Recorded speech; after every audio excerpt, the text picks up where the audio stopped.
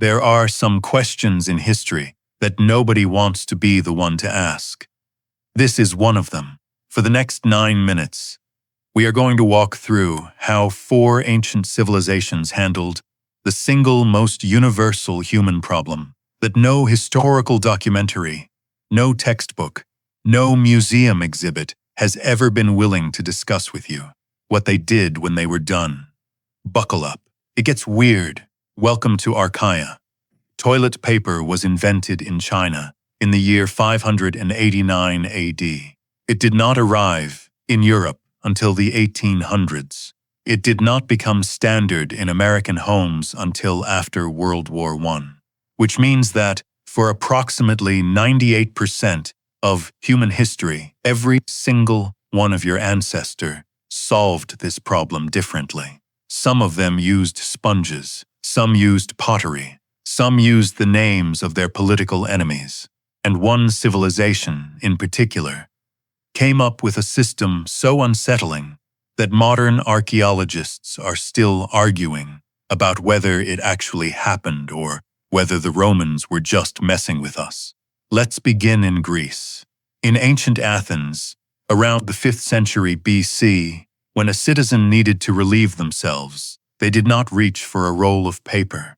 They reached for a rock, specifically a small, smooth stone or a rounded fragment of broken pottery called a pesos. This is not a guess. We have physical evidence. Archaeologists working in the Athenian Agora have recovered pesoi by the dozens, small ceramic discs, 3 to 10 centimeters across, the edges deliberately rounded down to minimize, and I want to be polite here, structural damage. We even have a 6th century BC Greek wine cup currently held at the Museum of Fine Arts in Boston that shows a man semi-squatting, mid-wipe, using a pesos in his left hand. The Greeks immortalized this moment on a wine cup that people drank out of. But here is where Greek civilization, in a single masterstroke, turned bathroom hygiene into a form of psychological warfare. The Greeks had a political institution called ostracism. Every year, the citizens of Athens could vote to banish one person they did not like for 10 years. They cast their votes by writing the name of the offender on a piece of broken pottery, called an ostracon. After the vote, the pottery shards were collected, counted, and then discarded. And what, you may be wondering, do you do with a freshly produced pile of small, rounded, name-inscribed ceramic fragments? You take them to the bathroom. Archaeologists have found pesua inscribed with the names of some of the most famous Athenians in history. Themistocles, Pericles, and yes, Socrates. There is a non-trivial chance that the man who invented Western philosophy spent the last years of his life being used in fragments by his fellow citizens as an alternative to toilet paper. The Greeks did not just defeat their enemies politically, they defeated them anatomically. Now we travel west, to Rome. The Romans, as you may have noticed by now in this channel, had a way of taking simple human problems and inventing absolutely deranged solutions for them. Bathroom hygiene was no exception. In a Roman public latrine, and they had hundreds of these scattered across the empire. Citizens did not have individual stalls. They sat on long marble benches with rows of keyhole-shaped holes carved out of the top. 20, 30, 50 people side by side, doing their business simultaneously. In front of the bench, at floor level, ran a shallow channel of continuously flowing water. And resting in that channel, for everyone to use, was a single sea sponge attached to a wooden stick. This was called a tersorium, Latin for the wiping thing. I am going to explain how it worked, and I want you to brace yourself. A Roman citizen would finish their business. They would reach down. They would pick up the tersorium, the shared, communal sea sponge on a stick, and they would use it. When they were done, they would rinse it in the channel of flowing water, sometimes in a small bucket of vinegar or salt water placed nearby, and then they would put it back. For the next person, the same sponge all day. There is a phrase in Latin, acerrimus homo, that means a person at the end of their rope. Some scholars have suggested it may have originated as a Roman idiom referring to whoever ended up using the tersorium at the busiest hour of the public latrine. We cannot confirm this, but it sounds right. The Roman philosopher Seneca, writing in the 1st century AD, recorded a story about a German gladiator who, awaiting his execution in the arena, slipped away to the latrine and used the tersorium, sponge and all, to suffocate himself.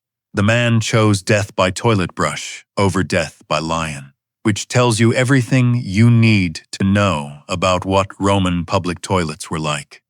Now we travel further east, to Egypt. The Egyptians, fortunately for them, had access to something nobody else did: papyrus. Yes, that papyrus, the reed that grew along the banks of the Nile. The same plant the Egyptians used to invent the world's first writing material. The substance on which the Book of the Dead was written, on which Cleopatra's correspondence was preserved, on which 3,000 years of human civilization were recorded.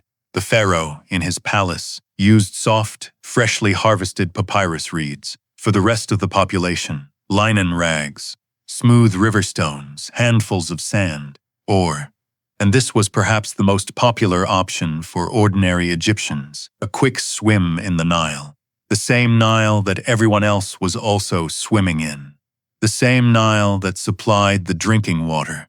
The same Nile that was, simultaneously, the cradle of civilization and the largest unflushed toilet in the ancient world. The Egyptians worshipped the Nile as a god named Happy. They built temples to him. They sang hymns. They held annual festivals praising him for his eternal generosity. What Happy got in return, we will not discuss. And finally, we travel east, to China. In the year 589 AD, almost 1,000 years before Europeans figured this out, a Chinese scholar named Yan Zhitui wrote a letter to his family. In that letter, he made a single offhand remark that has since become the earliest documented reference to toilet paper in human history. He wrote, "Paper on which there are quotations or commentaries from the 5 classics, or the names of sages, I dare not use for toilet purposes." This sentence is breathtaking when you slow down and read it carefully. It tells us, in one line, that the Chinese had not only invented toilet paper by the 6th century AD, they had developed an etiquette around it. You could use plain paper. You could use old documents. You could use letters and receipts and discarded poems. But you could not, under any circumstances, use a page that contained the wisdom of Confucius. By the 14th century, the Chinese imperial court was manufacturing 720,000 sheets of toilet paper per year, by hand, exclusively for the emperor and his immediate family. The emperor's personal sheets were perfumed with traditional fragrance blends. His wife had her own dedicated supplier. While in Europe, kings were still using handfuls of straw and hay, the Chinese emperor was wiping with scented, luxury paper, hand-cut, hand-pressed, hand-folded, by a dedicated team of palace artisans whose entire career was producing the most refined bathroom product in human history. For 900 years, China had a technology so advanced, so far ahead of the rest of the world, that when Arab travelers visited in the 9th century AD, they wrote home in horror that the Chinese were unhygienic because they did not wash with water. They only wiped with paper. The Arabs thought paper was the disgusting part. The rest of the world would not catch up to the Chinese until the 1800s. Now I want you to stop for a moment and consider something genuinely strange. Of all the inventions humanity has ever produced, the wheel, fire, agriculture, the printing press, the steam engine, the internet, there is one piece of technology that you, personally, use more times per year than any of those combined. And until roughly 120 years ago, Almost no one in human history had access to it. Your great-grandparents in many parts of the world did not have toilet paper. Your great-great-grandparents. Almost certainly not. Every ancestor you have, going back 10,000 generations, solved this problem without it. With sponges, with stones, with pottery shards bearing the names of their enemies, with handfuls of moss and corn cobs and old newspaper and rags and leaves and sand and rivers, and eventually scented imperial silk for the very, very lucky few. Toilet paper is one of the youngest mass-produced objects in your home. It is younger than the airplane. It is younger than the telephone. It is younger than recorded sound.